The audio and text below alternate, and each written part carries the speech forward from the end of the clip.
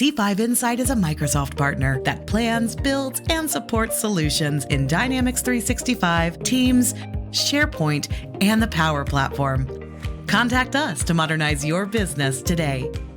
Welcome to today's session on creating a center of excellence about engaging, educating, and empowering our people. What we have found at C5 Insight is a center of excellence, or what some people say is a CoE, is one of the most critical, but also one of the most often overlooked components of successful change management. So that's what we're going to talk about in today's session. We're going to go pretty rapidly because we've got about 20 to 30 minutes to get through everything. I wanted to start with a company that successfully navigated a digital transformation. I'm sure you've all probably heard of IBM, but what you may not know is in the early 1990s, IBM was a global leader in technology hardware. They came out of typewriters and mainframe computers, mini computers, related technology like that. But IBM's leadership identified a big disruption coming to their industry, both in the types of technology, the PC age was upon us, and in the types of services business would be looking for. So like a lot of other organizations before them that had to go through a transformation, organizations including companies like Harley-Davidson and Disney, IBM established a center of excellence to navigate that transformation. And it focused on things like empowering employees, engaging internal experts, becoming more customer-centric in everything that they do, and sharing knowledge across the organization. And today, if you've been around for a while, you know that IBM is almost a completely different company than it was just 30 years ago. It's still incredibly successful in their chosen area, but they're really the same company almost in name only. They figured out how to successfully navigate transformation, and they did it through this tool called a center of excellence.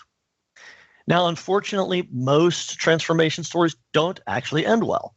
Blockbuster Video, Borders Bookstore, and Kodak, all of these are household names you've probably heard, and all of them are examples of businesses that did not survive transformation. They all happen to have in common that digital was part of the transformation that they missed, but that's not always necessarily the case. The scenario with Kodak is this. Photography, as we know, has gone through a massive disruption over the past 20, 30, 40 years. What you may not know about Kodak is they actually invented the digital camera. They were the forefront of this new technology that was going to disrupt everything. But it was so disruptive to Kodak's core business model of film and film cameras that they decided to more or less walk away from it, treat it more like a fad. And by the time they actually tried to truly respond to the new digital world, it was too little too late. Possibly the worst part for Kodak overall was not only did they not successfully prepare for transformation, but they didn't prepare their people for it. Their people just weren't ready to change. So when Kodak finally realized they wanted to do something, they hadn't created this culture of change that they could use to rapidly respond. They were stuck in a rigid, process-centric business model that didn't empower people, didn't share knowledge, and didn't drive change. In other words, they didn't have a center of excellence, and Kodak ended up declaring bankruptcy. They're still around today, but they went through a very painful process and a transformation that was not of the quality that IBM went through. So there's story after story of companies that did successfully navigate a transformation and ones that didn't, whether it's an act of survival like IBM and Kodak faced, or just adopting a new digital framework. These stories are with us. Quick introduction to me. My name is Geoff Ables. Our organization, C5 Insight, has guided our clients through digital transformations, including things like CRM, modern intranets, maker or citizen development, big data, and nowadays AI and Copilot. So what we're going to talk about today is the role of a center of excellence in that process today. Thanks for joining us. Let's dive in. Now, if you're like most companies, you're following a fairly standard practice for implementing whatever current digital transformation project you're currently engaged in. And it probably looks kind of like this, right? You start with a foundation at the bottom. You start with a plan, a project plan. Maybe you've gotten a demo and you've decided you're going to implement a certain technology and you develop a project plan for it. And then step 2, you implement the plan. And then step 3, you provide some training and support to try to get your team to change their behavior and do some things a little bit differently. If that's what you're doing, you're following a lot of best practices a lot of companies follow. Unfortunately, what you may ultimately experience is what a lot of other companies also experience, because Boston Consulting Group and other organizations like Gartner tell us that somewhere around 70% of digital transformation projects end up with serious struggle or outright failure. One recent example that we encountered, we're talking to an organization that actually wanted to implement Microsoft's Copilot offering. Relatively recent, they thought, wow, it's a no-brainer. This is so easy for people to adopt and makes so much sense. They started with a demo, they got licensing, they put a plan together, they deployed it. They actually offered some structured training and some links to some really high-quality training content. Then they called us about 6 months later because they got a lot of initial excitement. A lot of people played with it and said, I really want this. I think this makes sense. But after 6 months, they saw fewer than 20% of their personnel were actually adopting Copilot as a solution to get their jobs done. It wasn't that Copilot wasn't a game changer. It wasn't that it wasn't capable of being a game changer. It was that their people didn't know how to weave it into the fabric of what they were doing every day. So what the problem with that scenario and so many others is this. Those three things that make a tremendous amount of sense don't really fully explain the full scope of what needs to happen. Because look, just like human beings, success is what you see. It's the tip of the iceberg. But all the things that lead to success are below the surface. They're not quite as obvious. The two things we've found as an organization that absolutely are must-haves for building a good foundation and consistently driving towards long-term success are, on the left, what we call a roadmap. So much more than just the project plan. It's a whole vision and strategy for moving forward. It's how your leadership team gets engaged. The other piece on the right side of the iceberg is what we're talking about today, a center of excellence. So much more than just putting some training out there and offering some support. It's changing how you're creating the whole dialogue within your organization. Today, we're going to talk about the center of excellence. We do other sessions on roadmap as well. I encourage you to check our YouTube videos for some of those.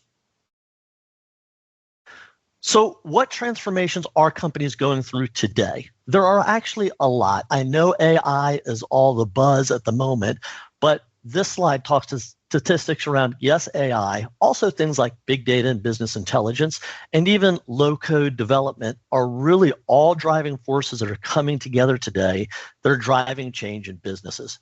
The point of the slide isn't that here's a transformation you should do.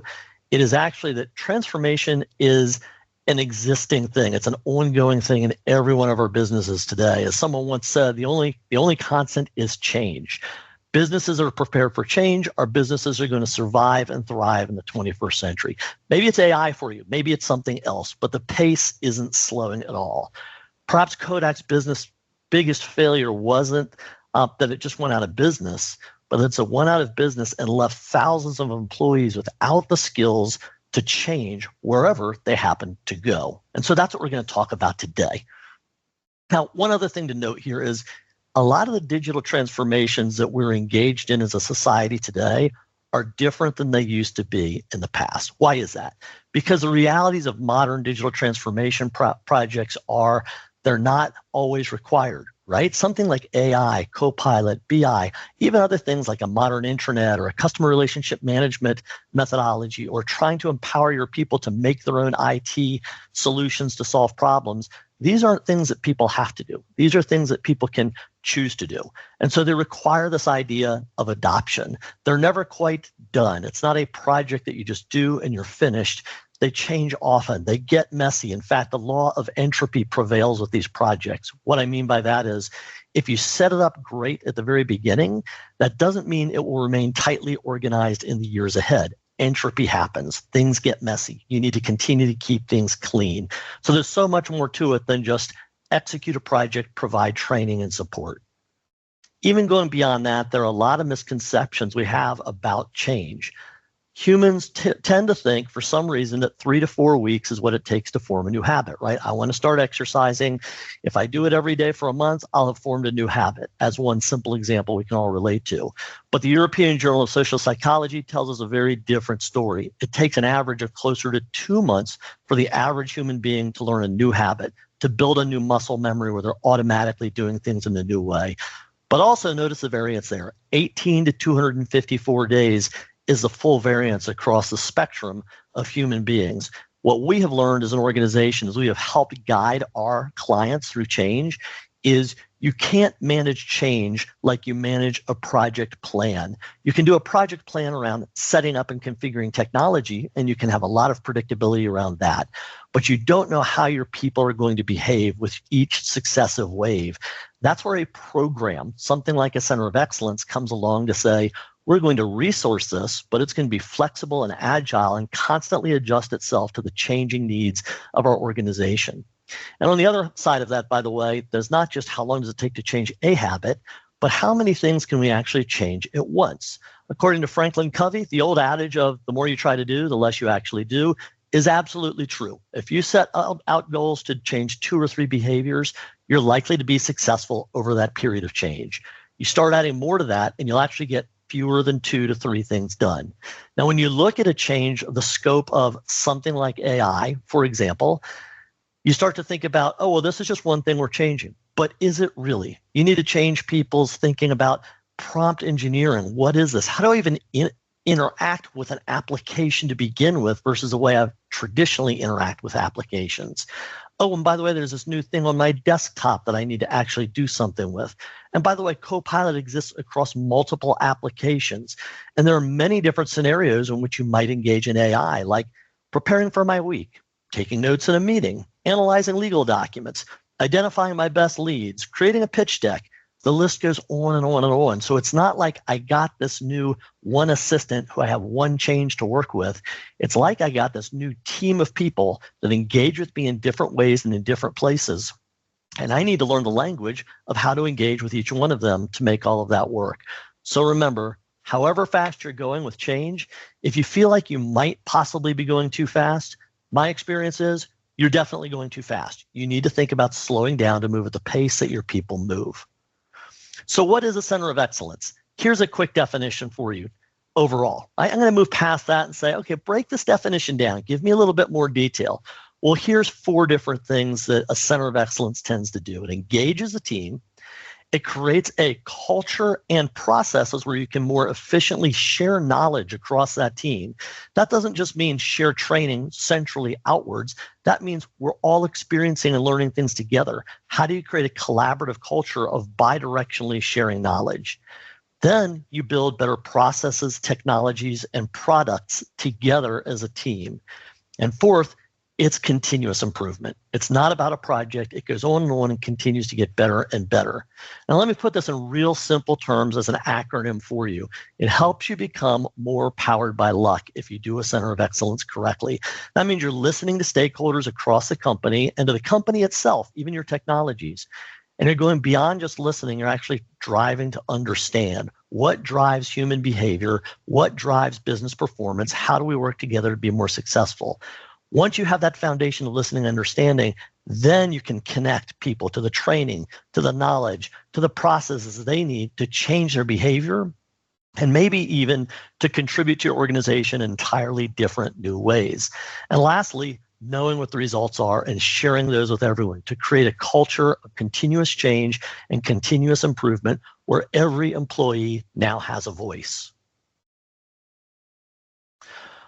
Okay. Here's what I'm going to put out there for your overall thinking as we dive into 3 components in a moment here of a center of excellence. And that is this. Why would you create a center of excellence? Yes, you want to drive change tactically. That's a key important area.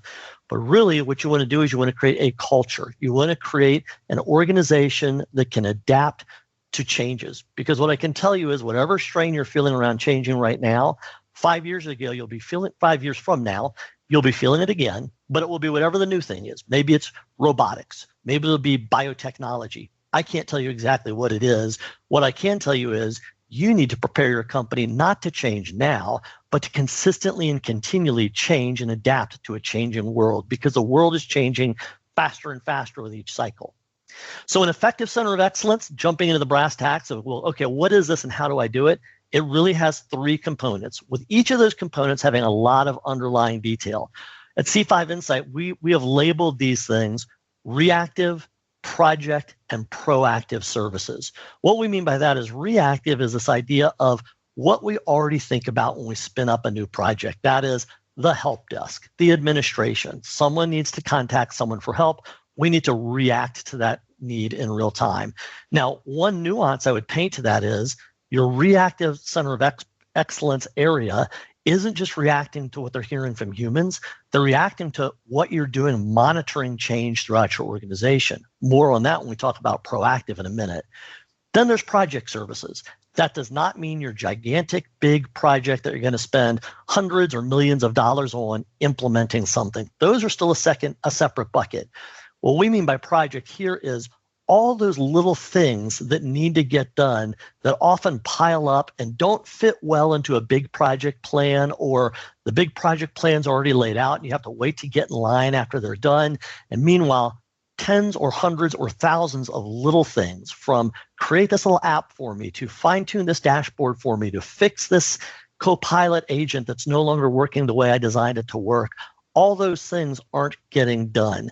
The way I look at this is I call it the death by 1,000 cuts. This is where project failure really creeps in, when you're saying our big projects are going really well, but all those little things our team needs to keep things tight and organized are starting to fall apart. We're not executing those micro projects because we didn't resource the program thoughtfully around that.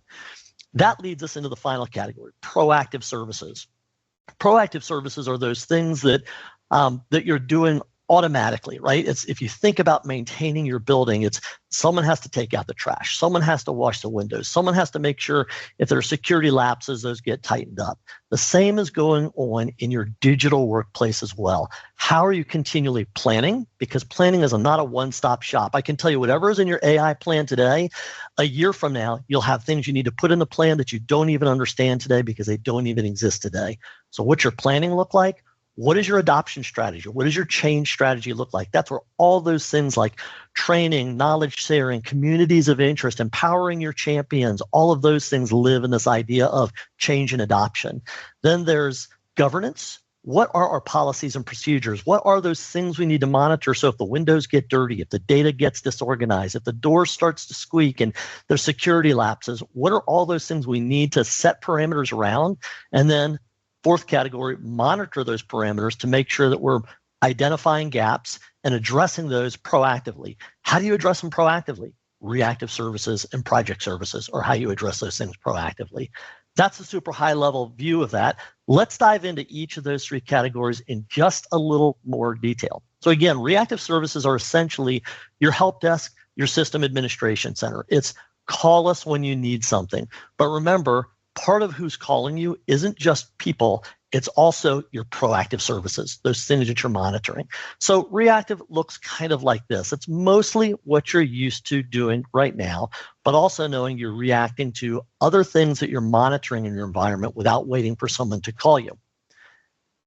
Then your project services. Projects are those things that are bigger than you can get done with a small reactive help desk, but smaller than those really big projects that you might do a big full project plan for that might take more time to plan and get approved financially.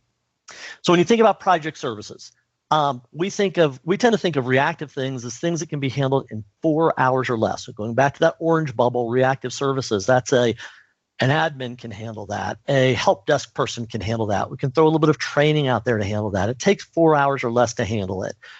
With Center of Excellence projects, we think of those things as things that take more than 4 hours, and the number may change for you, but in general, we say less than 200 hours to manage, right? So once you hit 200 hours or more, you're probably thinking about a more serious project that you need to write a project plan for.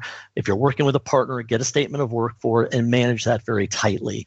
So when I say project services here, I mean micro projects of 4 to 200 hours, let's say. Most transformation projects don't include enough time allocated into this category.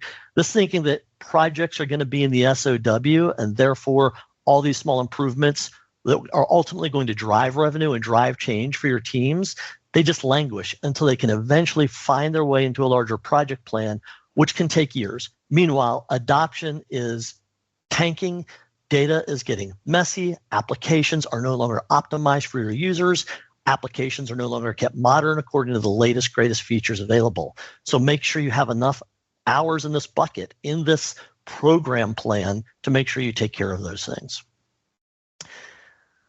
This last element is the element that's almost always the missing link between struggle and success. So I'm going to spend a little more time on this than I did on the other two. These are all those things that really need to get done, but most organizations don't plan for them. And oftentimes what we see is people lack the time. You've got people who maybe are responsible for, let's say, co-pilot, but they also have to wear a lot of other hats within your organization. Sometimes they lack the skills to get the job done. There's a lot of different things to learn. If you look at any one digital transformation and all the things it takes to be certified just in the technical components, the list is daunting. You need a full-time expert just in the technology, and that's just for the technical pieces. A lot of the proactive services aren't technical in nature. And then sometimes it's just a desire to do it, right? Digital workplace cleanup, if you will, is a lot like physical workplace cleanup. There's a lot of people who don't want to empty the garbage cans. They don't want to clean the bathrooms. They want to actually get their job done. That's the highest and best use of their time to contribute to the organization. And they want to depend on someone else to get those things done. So you need to staff these correctly to make sure people who are gifted at doing these things and who it's a good career path for are the people who are actually doing these things for you. Let's take a look at some of the proactive elements of a system of excellence plan. Very, very high level because we don't have time to go into a ton of detail today. But those 4 elements quickly are planning. Planning never ends. You should start with an initial roadmap, but then a cadence of annual, quarterly, even steering committee and weekly, more tactical planning types of meetings. Change management. Most people try to account for this with something called training. But again, you can't build training into a project plan because you really don't know how much training and reinforcement are required. There are also a lot of things involved with change management that go beyond just training. Internal communication, by the way, is one of the most important components, even more important than training itself. And yet oftentimes people report to us there's been very little communication about this change we're going through whatsoever. The third category is this idea of governance. That's where you define all the things that will keep your team between the lines, right? How you're going to keep your data and your content secure and well organized, how you're going to keep your systems modern, even what your metrics are around things like adoption. Not that adoption is the end goal. Business transformation is the end goal, but adoption is a KPI that lets you know how are we doing in that journey. And when you're off there, what do you go look at to make sure you're driving it better? Do you need to address your systems? Do you need to address your training? Do you need to address data quality? What are the other metrics that are actually going to drive that? And then lastly is this idea of monitoring. Super, super important. Everything from, boy, we've automated some co-pilots with co-pilot agents. Well, those are basically consuming Power Automate Flow resources behind the scenes. Getting a little technical for those of you who aren't here from a technical background. But all those things require somebody looking at them regularly to say, are these still working? Did a person leave who was running this one and now it's failing? Did Microsoft make a change and it's causing this one to work differently than we expected it to? Is there something coming on the roadmap that's going to actually disrupt our business or might be a huge benefit to our business? And we need to think about it and proactively have a plan to include it in what we're doing.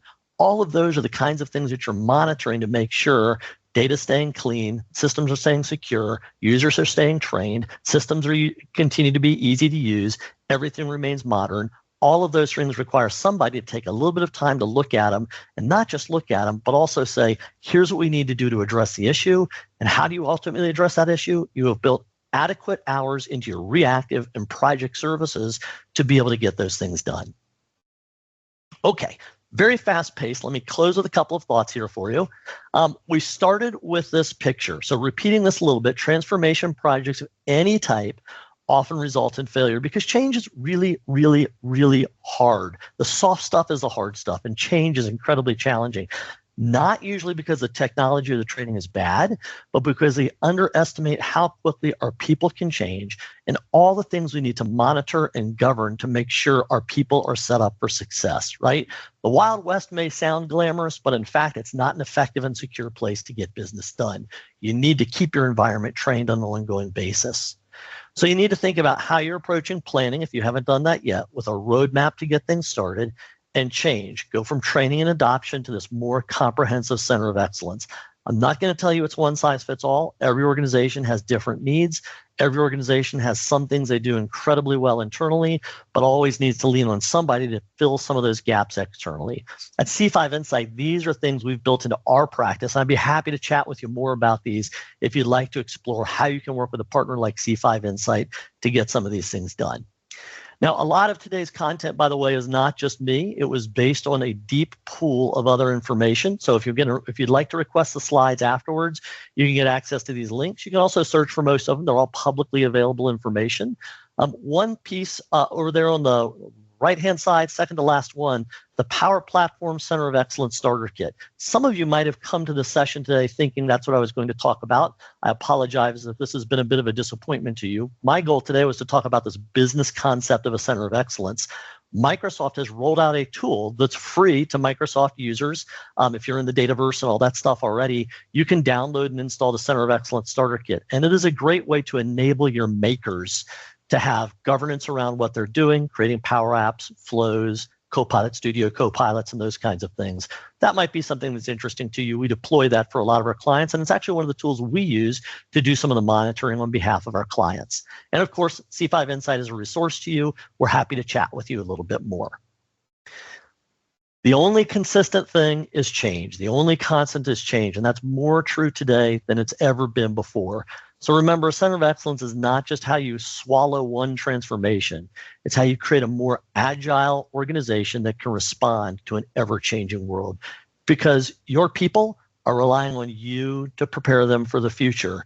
So you owe it to them to try to help them become the people they need to be to survive in this changing world that we're moving into. I'm going to turn it over to Haley to take us through our last few slides. Thanks so much, Geoff. In closing, we would like to extend an invitation to 365 Leadership Summit. 365 Leadership Summit is a strategic and non-technical event for AI and digital transformation leaders and those who support them. The content is focused on proven strategies for avoiding pitfalls of digital transformation projects like Geoff was talking about today, and successfully implementing business technology and driving lasting change. Geoff covered a lot of ground in less than 30 minutes. So if you'd like a copy of the slides to review later, you can request them at c5in.co/slides. And include any questions or comments that you may have for Geoff related to this session. Thanks everybody for joining us, and we hope to see you at our next webinar.